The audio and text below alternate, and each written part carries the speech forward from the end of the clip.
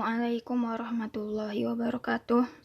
Kami dari kelompok 2 yang beranggotakan Astri Sumiranti, Fairuz Salma Alfifah, Febri Firdaus, Nabila Dianosya, dan Nadia Angelina BR Ginting akan mempresentasikan tentang standar isi pemetaan SKKD Matematika SMP SMA, pengembangan indikator, dan penyusunan silabus. Assalamualaikum warahmatullahi wabarakatuh. Di sini saya akan menjelaskan tentang standar isi pendidikan Permendikbud RI nomor 21 tahun 2016. Yang pertama, saya akan menjelaskan pasal 1 ayat 1, standar isi untuk pendidikan dasar dan menengah yang selanjutnya disebut standar isi terdiri dari tingkat kompetensi dan kompetensi inti sesuai dengan jenjang dan jenis pendidikan tertentu. Nah, tingkat kompetensi sendiri itu adalah target pencapaian belajar yang harus dicapai oleh siswa. Nah, untuk tingkatan itu sendiri ada 3. Yang pertama, tingkat pendidikan anak, yaitu ada TK dan RA atau RA. Kedua, tingkat pendidikan dasar, bisa dilihat sendiri ya, dan tingkat pendidikan menengah. Oke, lanjut. Pasal 2 ayat 2. Kompetensi inti meliputi sikap spiritual, sikap sosial, pengetahuan, dan keterampilan. Kompetensi inti itu sendiri adalah suatu kemampuan yang harus dimiliki setiap peserta didik untuk mencapai standar kompetensi lulusan pada setiap tingkat kelas. Jadi kayak dia itu suatu kemampuan yang harus dimiliki setiap murid atau siswa sebagai pencapaian dia selama pembelajaran yang berlangsung. Untuk kompetensi inti itu sendiri di pasal 2 ayat 2 terdiri dari 4 aspek, yaitu yang pertama sikap spiritual, sikap sosial, dan pengetahuan dan keterampilan. Bisa kita lihat di sini ya. Poin ada. Oke. Untuk selanjutnya, pasal 1 ayat 3. Ruang lingkup materi yang spesifik untuk setiap mata pelajaran dirumuskan berdasarkan tingkat kompetensi dan kompetensi inti untuk mencapai kompetensi lulusan minimal pada jenjang dan jenis pendidikan tertentu. Untuk ruang lingkup materi sendiri, itu adalah rangkaian materi yang harus dikuasai setiap peserta didik berdasarkan tingkat kompetensi dan kompetensi inti yang telah ditetapkan tadi sebelumnya ya. Jadi ini salah satu contoh dari ruang lingkup materi yang harus dikuasai setiap peserta didik. Nah, ini salah satu contohnya, yaitu saya di sini memberi contoh untuk muatan pendidikan agama Islam pada SDMI, SDLB paket A dan seterusnya. Nah, ini tabelnya bisa kalian lihat sendiri. Oke, lanjut ya. Untuk pasal 1 ayat 4, standar isi untuk muatan peminatan kejuruan pada SMK MAK, setiap program keahlian diatur dalam Peraturan Direktur Jenderal Pendidikan Menengah. Jadi untuk standar isi SMK MAK itu masih mengacu pada Peraturan Jenderal Pendidikan Menengah. Bisa kalian lihat juga itu nanti di lampiran Permendikbud RI UU 21-nya ini, nomor 21-nya ini bisa kalian lihat juga di lampirannya. Di situ dijelaskan tentang tabel-tabelnya lebih banyak lagi di sana tentang standar isinya. Bisa kalian baca lengkap kok di sana. Untuk pasal 1 ayat 5, pencapaian kompetensi inti yang menguasai dan penguasaan ruang lingkup materi pada setiap mata pelajaran untuk setiap kelas pada tingkat kompetensi sesuai dengan jenjang dan jenis pendidikan tertentu ditetapkan oleh kurikulum dan pembukuan. Jadi ini mungkin maksudnya untuk standar kompetensi, untuk pencapaian kompetensi inti dan penguasaan ruang lingkup materi itu masih mengacu pada kurikulum yang berlaku atau yang digunakan oleh sekolah. Bisa ada kurikulum 2006, 2013 yang telah ditetapkan oleh Pusat Kurikulum dan Pembukuan gitu. Pasal 1 ayat 6, perumusan kompetensi dasar pada setiap kompetensi inti untuk setiap mata pelajaran sesuai dengan jenjang dan jenis pendidikan tertentu ditetapkan oleh Pusat Kurikulum dan Pembukuan. Nah, jadi ini memang perumusan kompetensi dasar setiap mata pelajaran itu ditetapkan oleh Pusat Kurikulum dan Pembukuan. Oke, jadi badan yang berwenang untuk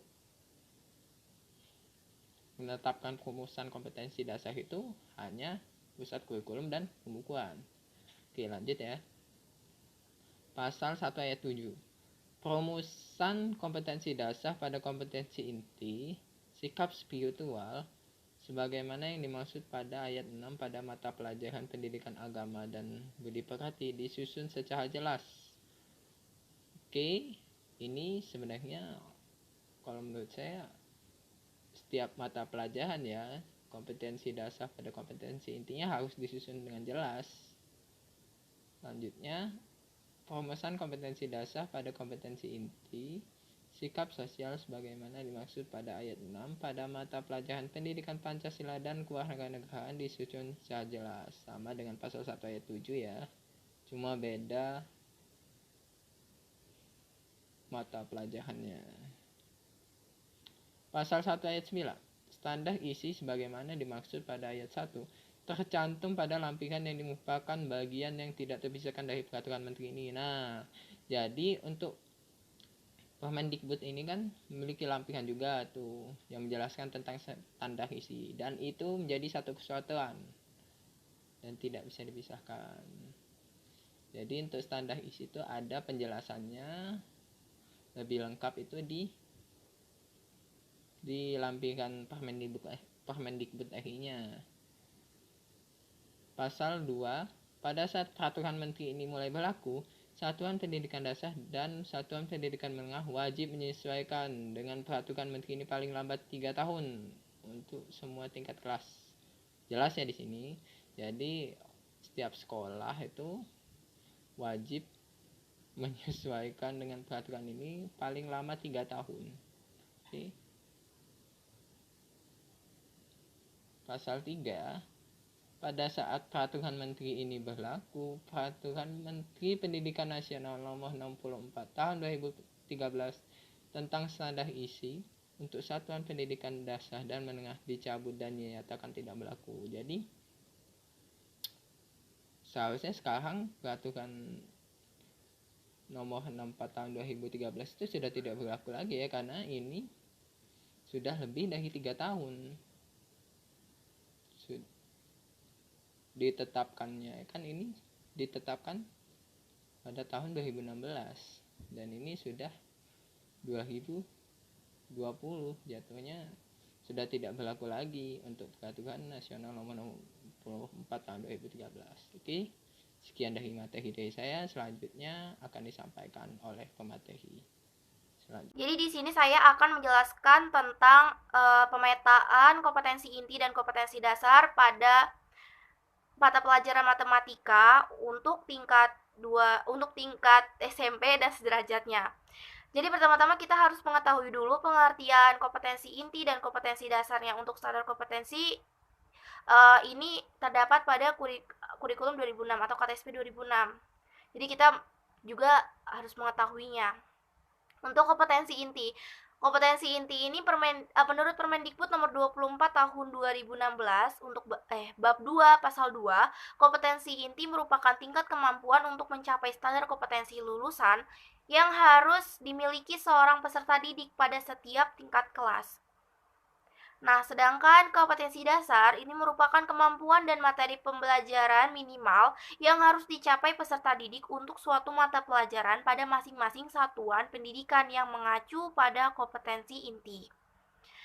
Untuk standar kompetensi, menurut Permendiknas nomor 22 tahun 2006, standar kompetensi adalah ukuran kemampuan minimal yang mencakup pengetahuan dan keterampilan dan sikap yang harus dicapai, diketahui, mahir, dilakukan oleh peserta didik pada setiap tingkatan dari suatu materi yang diajarkan. Dalam kurikulum sebelumnya, KTSP 2006, itu terdapat standar kompetensi dan kompetensi dasar yang disusun sebagai landasan pembelajaran untuk mengembangkan kemampuan kognitif peserta didik di tiap mata pelajaran. Sedangkan di kurikulum 2013 ini, terdapat kompetensi inti dan kompetensi dasar, di mana kompetensi inti ini merupakan gambaran secara kategorial mengenai kompetensi yang dipelajari peserta didik untuk suatu jenjang sekolah dan mata pelajaran. Apa sih perbedaan standar kompetensi dengan kompetensi inti? Nah, standar kompetensi yang memang dirancang untuk mengembangkan kemampuan peserta didik di tiap mata pelajaran. Sedangkan untuk kompetensi inti itu dirancang dalam 4 aspek, yaitu sikap keagamaan atau sikap spiritual, sikap sosial, pengetahuan, dan penerapan keterampilan. Untuk keempat kompetensi ini menjadi acuan dari kompetensi dasar dan harus dikembangkan dalam setiap peristiwa pembelajaran secara integratif. Standar kompetensi itu berbeda-beda untuk tiap jenjang dan mata pelajaran. Sedangkan untuk kompetensi inti itu berlaku untuk seluruh jenjang dan mata pelajaran. Standar kompetensi itu fokus ke ranah kognitif, sedangkan pada kompetensi inti ini lebih fokus ke semua ranah, jadi kognitif, afektif, psikomotorik jalan. Pemetaan kompetensi inti. Jadi pertama kita harus mengetahui dulu tujuan kurikulum 2013 ini untuk mencakup 4 kompetensi. Jadi pertama itu kompetensi sikap spiritual, di mana sikap spiritual ini bertujuan untuk mewujudkan suatu generasi bangsa yang beriman, bertakwa, serta berakhlak mulia. Sikap sosial. Dengan memiliki sikap sosial ini diharapkan generasi bangsa ini dapat berakhlak mulia, mandiri, demokratis, dan bertanggung jawab. Dan untuk yang ketiga, pengetahuan. Ranah pengetahuan ini merefleksikan konsep-konsep keilmuan yang harus dikuasai oleh siswa melalui proses pembelajaran. Jadi itu tuh teorinya. Dan untuk yang keempat, ini adanya kompetensi keterampilan ini, siswa ini nggak hanya tahu secara teori saja, tetapi tahu cara mempraktekannya, mengaplikasikannya, dan merealisasikannya seperti apa.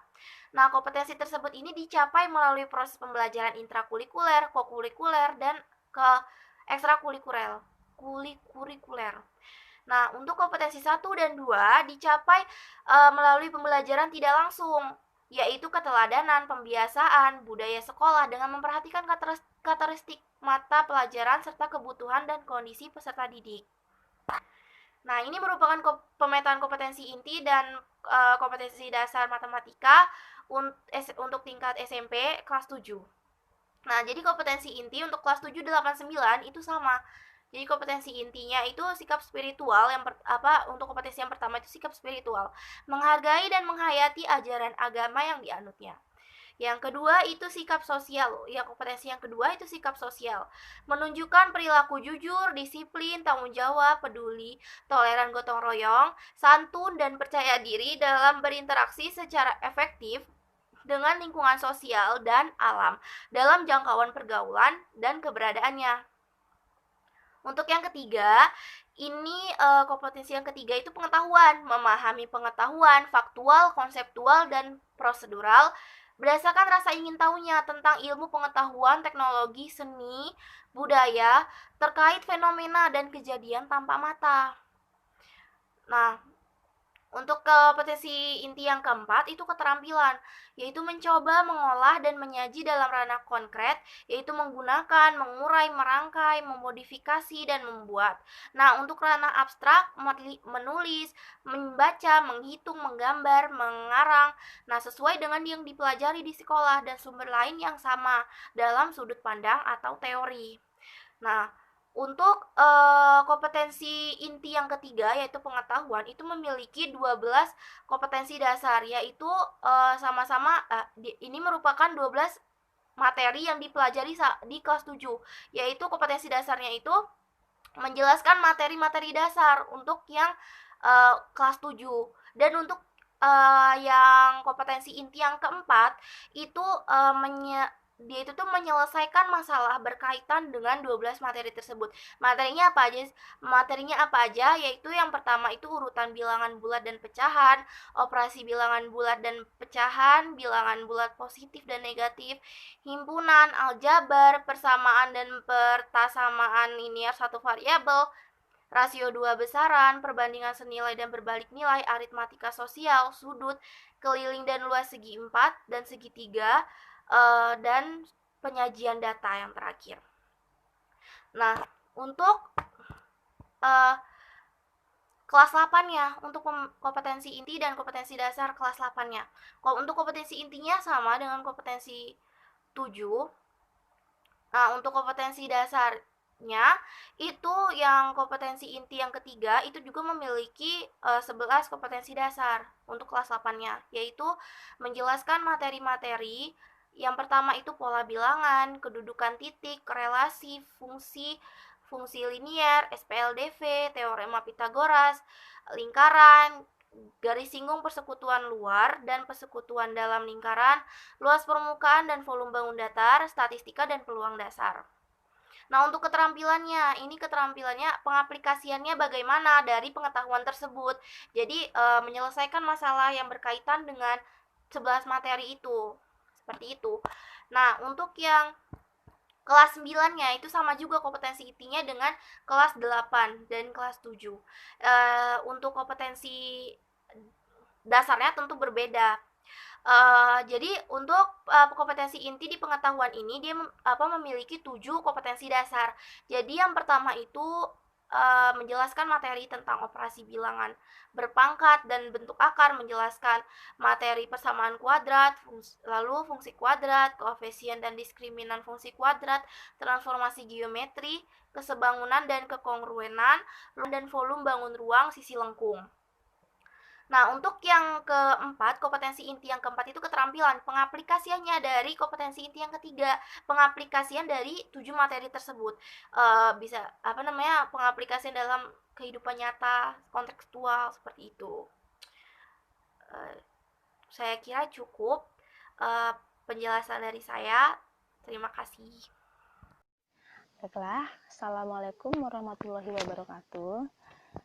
Izin memperkenalkan diri, nama saya Astri Sumiranti dengan NPM 18130210021.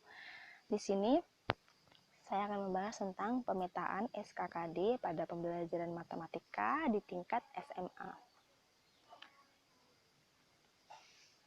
Nah, sebelumnya sudah dijelaskan tentang apa itu standar kompetensi dan apa itu kompetensi dasar. Di sini saya akan menyinggung sedikit tentang kompetensi inti.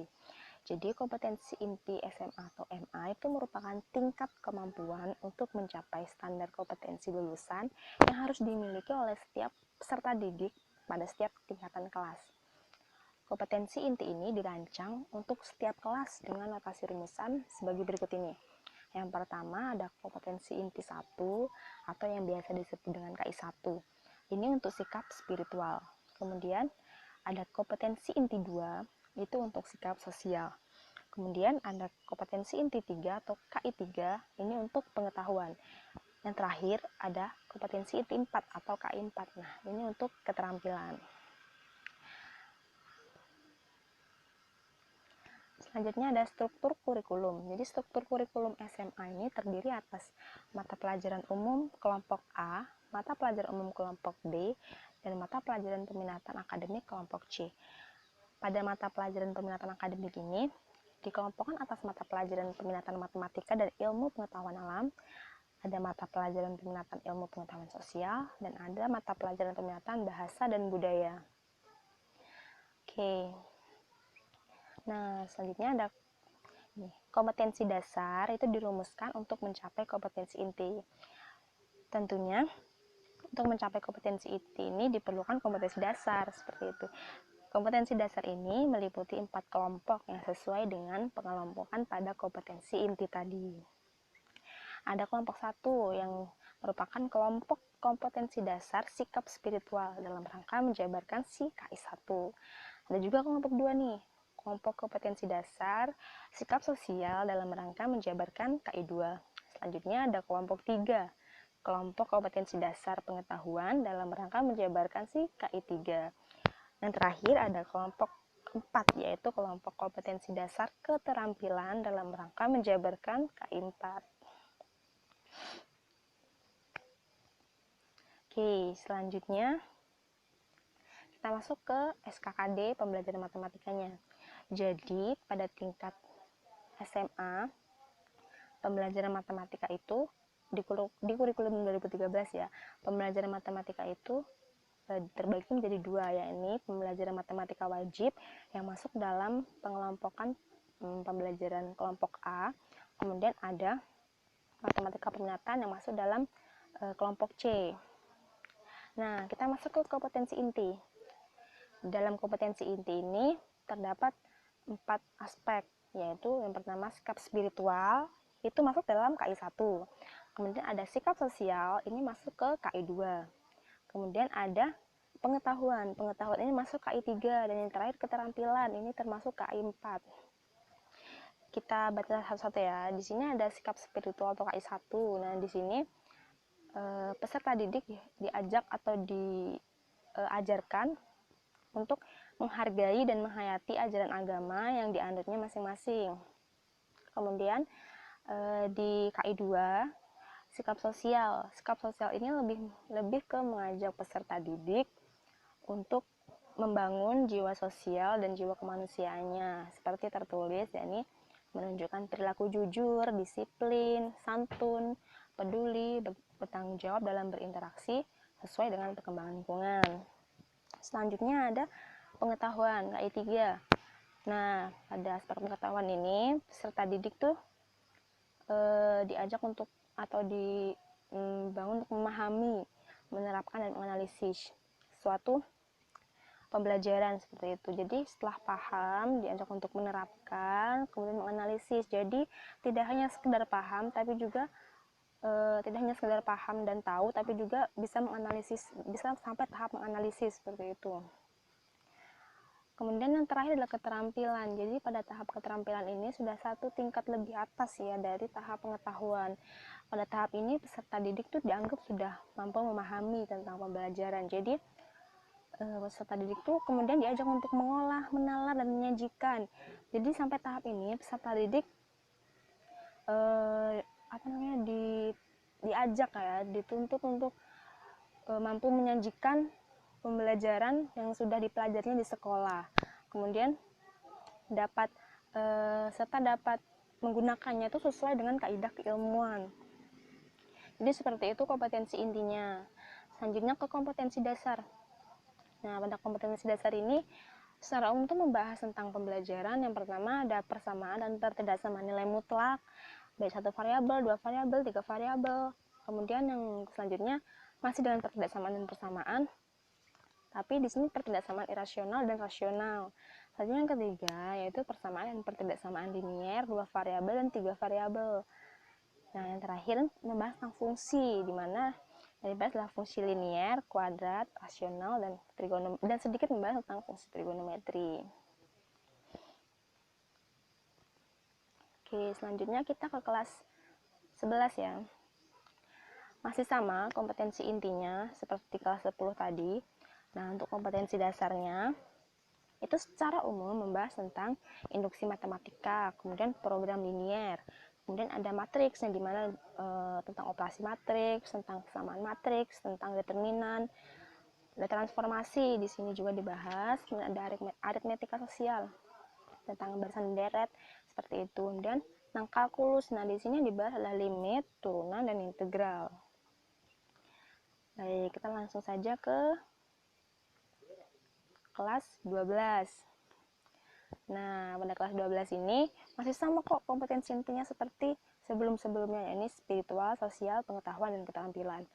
Untuk kompetensi dasarnya ini sudah naik lebih levelnya, yaitu tentang geometri dibahas di sana, tentang titik, jarak antara titik seperti itu. Kemudian ada statistika, di mana statistika ini dibahas tentang penyajian data dalam bentuk grafik, histogram seperti itu. Kemudian ada aturan pencacahan dan peluang juga. Oke, selesai kita pembelajaran matematika wajib sudah kita lihat ya tadi. Selanjutnya kita akan ke matematika peminatan yang masuk dalam kelompok C. Kompetensi intinya masih sama ya, ada sikap spiritual tentang ajaran agama yang dianut oleh masing-masing peserta didik. Kemudian ada sikap sosial yang mengajarkan peserta didik untuk membangun jiwa sosial atau kemanusiaan, masih sama. Ada pengetahuan juga dan ada keterampilan juga tentunya. Untuk kompetensi dasarnya berubah ya, tentunya. Yang pertama adalah fungsi eksponensial. Di sini yang kedua itu maksudnya adalah fungsi logaritma. Jadi pada kelas 10 matematika peminatan ini dibahas tentang fungsi eksponensial dan fungsi logaritma, dan juga vektor, tentang penjumlahan vektor seperti itu. Oke, kelas 10 kita tinggalkan, kita maju ke kelas 11. Kompetensi inti masih sama dengan sebelumnya. Untuk kompetensi dasarnya ini membahas tentang trigonometri, persamaan trigonometrinya, kemudian jumlah dan selisih sudut. Ada geometri analitik, di mana ada geometri analitik ini membahas tentang lingkaran. Kemudian ada faktorisasi polinomial. Kelas 11 sudah, selanjutnya kita ke kelas 12. Saya geser sedikit. Oke, kelas 12 matematika peminatan. Masih sama kompetensi intinya tentang keempat aspek tadi. Nah, untuk kompetensi dasarnya ini lebih sedikit karena cuma 2 yang dibahas. Ini fungsi trigonometri dan distribusi peluang. Fungsi trigonometri tentunya yang bahas ada yang dibahas tentang limit fungsi trigonometri. Kemudian ada fungsi trigonometri seperti grafik, fungsi kurva seperti itu. Kemudian juga ada distribusi peluang. Nah, jadi seperti itu SKKD pembelajaran matematika SMA di kelas 10, 11, 12, baik itu matematika wajib maupun matematika peminatan. Seperti itu pemetaannya. Baik, saya kira cukup dari saya. Mohon maaf apabila banyak kesalahan dan ada kata-kata yang kurang tepat. Saya mohon maaf. Terima kasih atas waktunya. Saya akhiri. Wassalamualaikum warahmatullahi wabarakatuh. Terima kasih. Selanjutnya yaitu pengembangan indikator. Yang pertama, pengertian. Indikator merupakan penanda pencapaian KD yang ditandai oleh perubahan perilaku yang dapat diukur, yang mencakup sikap, pengetahuan, dan keterampilan. Indikator dikembangkan sesuai dengan karakteristik peserta didik, mata pelajaran, dan satuan pendidikan. Pengembangan indikator merupakan langkah strategis dalam peningkatan kualitas pembelajaran di kelas dan pencapaian kompetensi peserta didik. Yang kedua, kriteria indikator. Kriteria adalah ukuran dasar penilaian atau penetapan indikator. Yang pertama, sesuai tingkat perkembangan berpikir peserta didik. Kedua, berkaitan dengan standar kompetensi dan kompetensi dasar. Yang ketiga, memperhatikan aspek manfaat dalam kehidupan sehari-hari atau life skill. Keempat, menunjukkan pencapaian hasil belajar peserta didik secara utuh, baik kognitif, afektif, dan psikomotorik. 5. Memperhatikan sumber-sumber belajar yang relevan. 6. Dapat diukur dan dikuantifikasi. 7.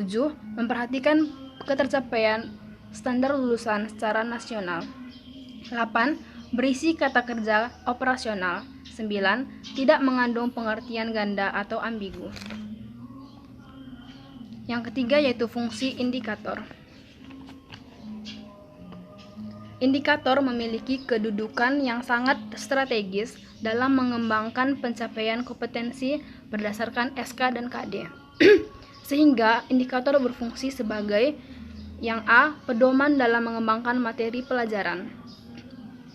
Indikator yang dirumuskan secara cermat dapat memberikan arah dalam pengembangan materi pembelajaran yang efektif sesuai dengan karakteristik mata pelajaran, potensi dan kebutuhan peserta didik, sekolah, serta lingkungan. Yang B. Pedoman dalam mendesain kegiatan pembelajaran. Pengembangan desain pembelajaran hendaknya sesuai dengan indikator yang dikembangkan, karena indikator dapat memberikan gambaran kegiatan pembelajaran yang efektif untuk mencapai kompetensi. Yang C. Pedoman dalam mengembangkan bahan ajar. Pemilihan bahan ajar yang efektif harus sesuai tuntutan indikator sehingga dapat meningkatkan pencapaian kompetensi secara maksimal. D. Pedoman dalam merancang dan melaksanakan penilaian hasil belajar. Rancangan penilaian memberikan acuan dalam menentukan bentuk dan jenis penilaian sesuai dengan tuntutan SK dan KD. Yang keempat yaitu mekanisme pengembangan indikator. Mekanisme merupakan langkah-langkah dalam menyusun indikator adalah sebagai berikut. Yang A. Menganalisis tingkat kompetensi dalam standar kompetensi dan kompetensi dasar. Pada dasarnya, pengembangan kompetensi menganut pembagian hasil belajar menurut teori Bloom yang dikembangkan dengan berdasarkan 3 ranah domain, yaitu yang termasuk dalam ranah kognitif, afektif, dan psikomotorik. Ranah kognitif merupakan ranah yang berkaitan dengan fungsi memproses informasi, pengetahuan, dan keahlian. Yang kedua, ranah afektif yaitu berisi perilaku-perilaku yang menekankan aspek perasaan dan emosi seperti minat, sikap, dan apresiasi. Yang ketiga, psikomotorik itu berisi perilaku yang menekankan aspek keterampilan motorik seperti tulisan tangan, mengetik, melukis, dan lain-lain. Yang B, menganalisis karakteristik mata pelajaran, peserta didik, dan sekolah. Setiap mata pelajaran memiliki karakteristik tertentu yang membedakan dari mata pelajaran lainnya. Perbedaan ini menjadi pertimbangan penting dalam mengembangkan indikator. Pengembangan indikator memerlukan informasi karakteristik peserta didik yang unik dan beragam. Oleh karena itu, indikator selayaknya mampu mengakomodir keragaman tersebut. Karakteristik sekolah dan daerah menjadi acuan dalam pengembangan indikator karena target pencapaian sekolah tidak sama. Sekolah kategori tertentu yang melebihi standar minimal dapat mengembangkan indikator lebih tinggi. Yang C, merumuskan indikator. Dalam merumuskan indikator, perlu diperhatikan beberapa ketentuan sebagai berikut. Yang pertama, setiap KD dikembangkan sekurang-kurangnya menjadi 3 indikator. Teknik pembuatan indikator adalah dengan memecahkan kompetensi dasar menjadi lebih spesifik atau lebih detail. Kedua, keseluruhan indikator memenuhi tuntutan kompetensi yang digunakan dalam SK dan KD. Ketiga, rumusan indikator sekurang-kurangnya mencakup 2 aspek, yaitu tingkat kompetensi dan materi pembelajaran. Keempat, rumusan indikator dapat dikembangkan menjadi beberapa indikator penilaian yang mencakup ranah kognitif, afektif, dan psikomotorik. Demikian materi dari saya. Terima kasih. Materi tentang pengembangan silabus akan dijelaskan oleh saya, Nabila Dina Nasya.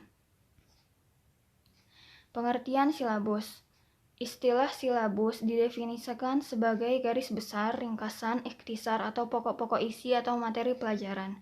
Silabus adalah rencana pembelajaran pada suatu dan atau kelompok mata pelajaran atau tema tertentu yang mencakup SK, KD, materi pelajaran, kegiatan pembelajaran, indikator pencapaian kompetensi, penilaian, alokasi waktu, dan sumber belajar. Sebagai rancangan program pembelajaran, silabus memuat berbagai macam hal yang berkaitan dengan pengembangan kurikulum, yaitu menjawab persoalan tentang tujuan apa yang harus dicapai oleh siswa melalui proses pembelajaran, materi apa yang harus dipelajari siswa sehubungan dengan standar kompetensi dan kompetensi dasar yang harus dicapai, bagaimana cara yang dapat dilakukan agar standar kompetensi dan kompetensi dasar itu dapat tercapai, bagaimana menentukan keberhasilan siswa dalam pencapaian kompetensi. Pertanyaan ini berkaitan dengan perumusan indikator hasil belajar dan penetapan sistem evaluasi pembelajaran. Atas dasar hal tersebut, maka silabus dirancang sesuai dengan standar isi dan sesuai dengan kondisi setiap sekolah. Dengan demikian, setiap sekolah akan memiliki silabus yang berbeda. Oleh sebab itu, silabus dikembangkan berdasarkan kebutuhan dan karakteristik sekolah.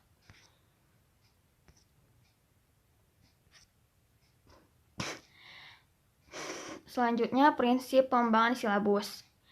Untuk memperoleh silabus yang baik, maka dalam penyusunannya perlu memperhatikan prinsip berikut. Yang pertama, ilmiah. Keseluruhan materi dan kegiatan yang menjadi muatan dalam silabus harus benar dan dapat dipertanggungjawabkan secara keilmuan. Yang kedua, relevan. Cakupan, kedalaman, tingkat kesukaran, dan urutan penyajian materi dalam silabus harus disesuaikan dengan tingkat perkembangan fisik, intelektual, sosial, emosional, dan spiritual peserta didik. Ketiga, sistematis. Komponen-komponen silabus saling berhubungan secara fungsional dalam mencapai kompetensi. SK dan KD merupakan acuan utama dalam pengembangan silabus. Keempat, konsisten. Adanya hubungan yang konsisten antara KD, indikator, materi pembelajaran, kegiatan pembelajaran, sumber pembelajaran, serta teknik dan instrumen penilaian. Kelima, memadai. Cakupan indikator, materi, kegiatan, dan sumber pembelajaran, serta sistem penilaian cukup untuk menunjang pencapaian KD. 6. Aktual dan konstekstual. Cakupan indikator, materi pembelajaran, pengalaman belajar, sumber belajar, dan sistem penilaian memperhatikan perkembangan ilmu, teknologi, dan seni mutakhir dalam kehidupan nyata dan peristiwa yang terjadi. 7. Fleksibel. Keseluruhan komponen silabus dapat mengakomodasikan keragaman peserta didik, pendidik, serta dinamika perubahan yang terjadi di sekolah dan kebutuhan masyarakat. 8. Menyeluruh. Komponen silabus mencakup keseluruhan ranah kompetensi baik kognitif, afektif, maupun psikomotor. Prinsip ini hendaknya dipertimbangkan baik dalam mengembangkan materi dan kegiatan pembelajaran maupun penilaiannya. Selanjutnya yaitu langkah-langkah pengembangan silabus. Setiap komponen yang harus disusun dalam sebuah silabus dijelaskan berikut ini. Yang pertama, menentukan identitas silabus. Identitas silabus terdiri dari nama sekolah, mata pelajaran, kelas, dan semester. Misalnya seperti berikut. Penentuan identitas seperti di atas. Berfungsi untuk memberikan informasi kepada guru tentang hal-hal yang berkaitan dengan penggunaan silabus, misalnya tentang karakteristik siswa, kemampuan awal, dan kemampuan prasyarat yang harus dimiliki siswa, dan lain sebagainya. 2. Mengkaji standar kompetensi dan kompetensi dasar. Standar kompetensi mata pelajaran adalah deskripsi pengetahuan, keterampilan, dan sikap yang harus dikuasai setelah siswa mempelajari mata pelajaran tertentu pada jenjang pendidikan tertentu pula. Kompetensi dasar adalah pengetahuan, keterampilan, dan sikap minimal yang harus dicapai oleh siswa untuk menunjukkan bahwa siswa telah menguasai standar kompetensi yang telah ditetapkan. Oleh karena itulah, maka kompetensi dasar merupakan penjabaran dari standar kompetensi. Mengkaji SK dan KD mata pelajaran sebagaimana tercantum pada SI dengan memperhatikan hal-hal berikut. A. Urutan berdasarkan hierarki konsep disiplin ilmu dan atau tingkat kesulitan materi. Tidak harus selalu sesuai dengan urutan dan yang ada di SI dalam tingkat. B. Keterkaitan antara SK dan KD dalam mata pelajaran. C. Keterkaitan antar KD pada mata pelajaran. D. Keterkaitan antara SK dan KD antar mata pelajaran. 3. Mengidentifikasi materi pokok atau materi pelajaran. Materi pokok disusun untuk pencapaian tujuan. Oleh karenanya, materi pokok dipilih sesuai dengan kompetensi dasar yang harus dicapai.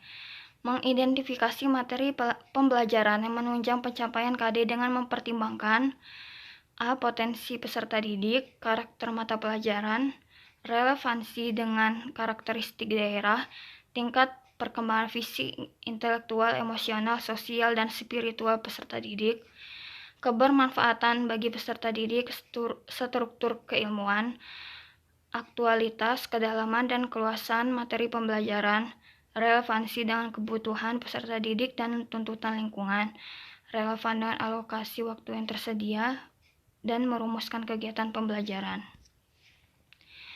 4. Melakukan pemetaan kompetensi. A. Mengidentifikasi SK, KD, dan materi pembelajaran.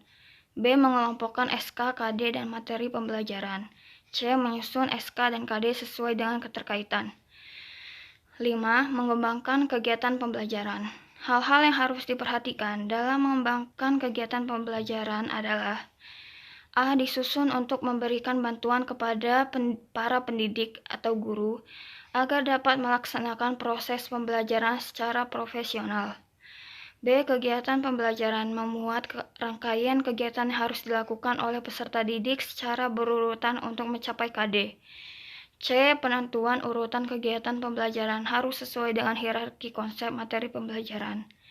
D. Rumusan penyataan dalam kegiatan pembelajaran minimal mengandung unsur penciri yang mencerminkan pengelolaan pengalaman belajar peserta didik, yaitu kegiatan peserta didik dan materi. 6. Merumuskan indikator pencapaian kompetensi. Indikator merupakan penanda pencapaian KD yang ditandai oleh perubahan perilaku yang dapat diukur mencakup sikap, pengetahuan, dan keterampilan. Indikator dikembangkan sesuai dengan karakteristik peserta didik, mata pelajaran, satuan pendidikan, potensi daerah, dan dirumuskan dalam kata kerja operasional yang terukur dan atau dapat diobservasi. Indikator digunakan sebagai dasar untuk menyusun alat penilaian. 7. Penentuan jenis penilaian. Penilaian pencapaian KD peserta didik dilakukan berdasarkan indikator. Penilaian dilakukan dengan menggunakan tes dan non-tes dalam bentuk tertulis ataupun lisan. Pengamatan kinerja, pengukuran sikap, penilaian hasil karya berupa tugas, proyek, dan atau produk, penggunaan portofolio, dan penilaian diri. 8. Menentukan alokasi waktu. Penentuan alokasi waktu pada setiap KD didasarkan pada jumlah minggu efektif dan alokasi waktu mata pelajaran per minggu dengan mempertimbangkan jumlah KD, keluasan, kedalaman, tingkat kesulitan, dan tingkat kepentingan KD. Alokasi waktu yang dicantumkan dalam silabus merupakan perkiraan waktu rata untuk menguasai KD yang dibutuhkan oleh peserta didik yang beragam. 9. Menentukan sumber belajar. Sumber belajar adalah rujukan, objek, dan atau bahan yang digunakan untuk kegiatan pembelajaran, yang merupakan media cetak dan elektronik, narasumber, serta lingkungan fisik, alam, sosial, dan budaya. Penentuan sumber belajar didasarkan pada SK dan KD serta materi pembelajaran, kegiatan pembelajaran, dan indikator pencapaian kompetensi. Sekian presentasi dari kami. Lebih dan kurangnya kami mohon maaf. Terima kasih. Wassalamualaikum warahmatullahi wabarakatuh.